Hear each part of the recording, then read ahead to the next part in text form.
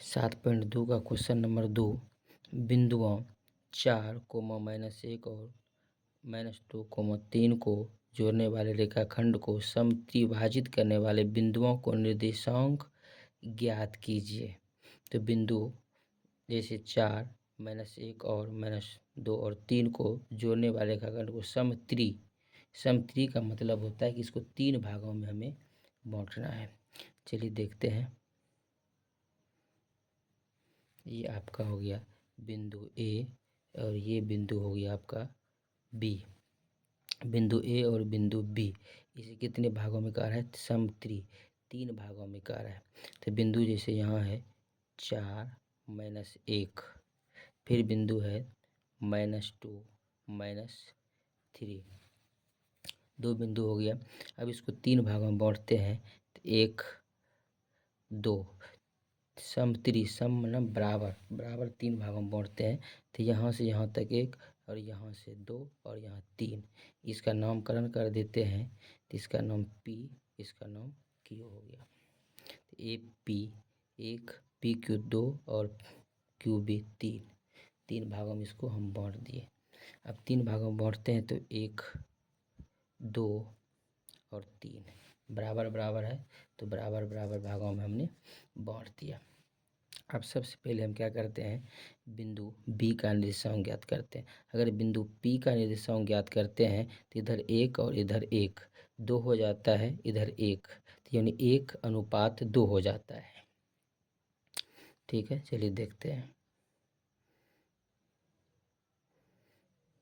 A B 4, -1, -2, -3 हम निकालते हैं बिंदु P का।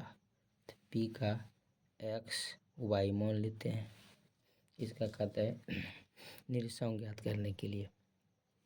तो बिंदु P का निर्देशांक ज्ञात कर रहे हैं। तो यानी x y इसका विभाजन सूत्र आप लोग पढ़े हैं।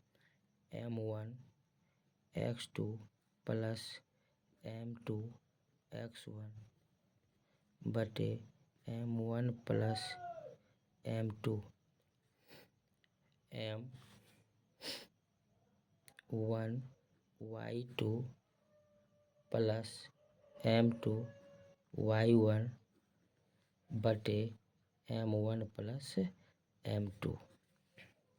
ये विभाजन सूत्र हो गया इसका। अब क्या देखते हैं इसमें? यहाँ हो गया 1 और 1 2, तो इधर 2 लिख देते हैं। यहाँ आपका 1 हो जाता है। काहे कि P बिंदु तो इधर 2 बच गया, तो 1 और 2 को जोड़ दिए, इधर 1 छोड़ दिया। अब ये हो गया m1, ये हो गया m2। m1 ये हो गया और ये m2 ये आपका हो गया।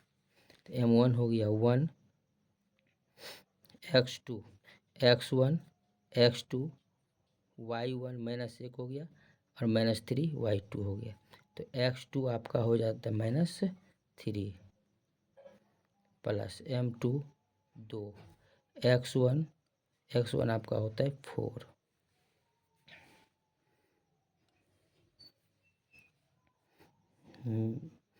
m1 आपका 1 x2 मिस हो गया था, x2 यहाँ 2 होगा, 2 मिस हो गया, 2 x2 2 होगा बटे m1 1 प्लस 2 m1 1 y2, तो y2 आपका हो गया -3 y1 -1 और ये -3 हो गया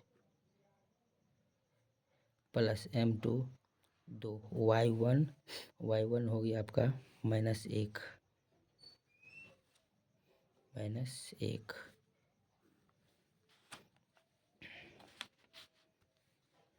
m1 1 प्लस 2। अब इसको हल करते हैं। -2 गुना 1 -2 प्लस 4 दूनी 8 बटे 2 1 3 -3 गुना 1 -3 माइनस प्लस माइनस 2 गुना 1 2 2 1 3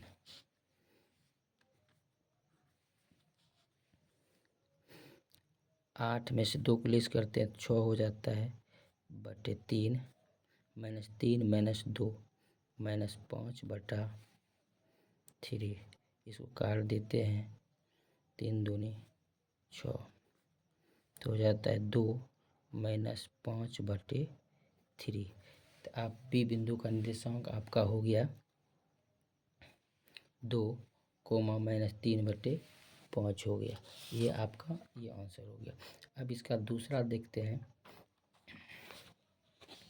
अब दूसरा इसका देखते हैं क्यू बिंदु का निर्देशांक। तो क्यू बिंदु का निर्देशांक में क्या होता है,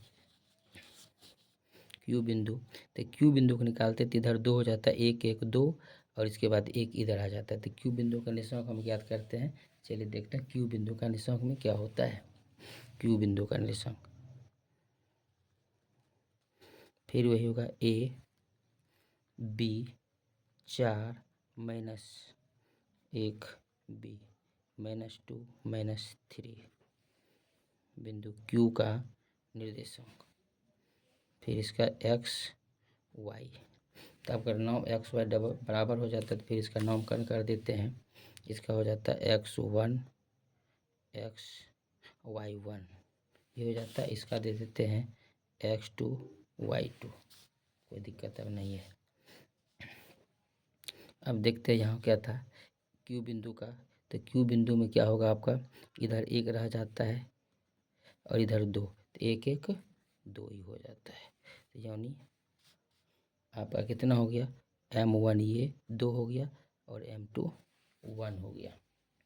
फिर देखते हैं x2 y2, विभाजन सूत्र वही हो गया आपका M1 x2 plus M2 x1 बटा M1 plus M2 coma M1 y2 plus M2 y1 बटा M1 प्लस M2। M1 देखिए क्या हो गया आपका, M1 हो गया आपका 2, x2 तो x1 ये हो गया, x2 ये हो गया आपका, y1 y2 ये हो गया। तो यानी x2 कितना हो गया आपका, x2 हो गया आपका, तो यानी x1 x2 तो -2 हो जाता है प्लस M2 आपका हो जाता है 1 x1 4, तो यानी M1 2 plus 1 coma M1 2 y2 आपका हो जाता है, इसका y1 ये हो गया तो y2 ये हो गया, तो यानी -3 प्लस M2 1 y1 आपका हो जाता है -1 M1 1 प्लस 2 प्लस 1।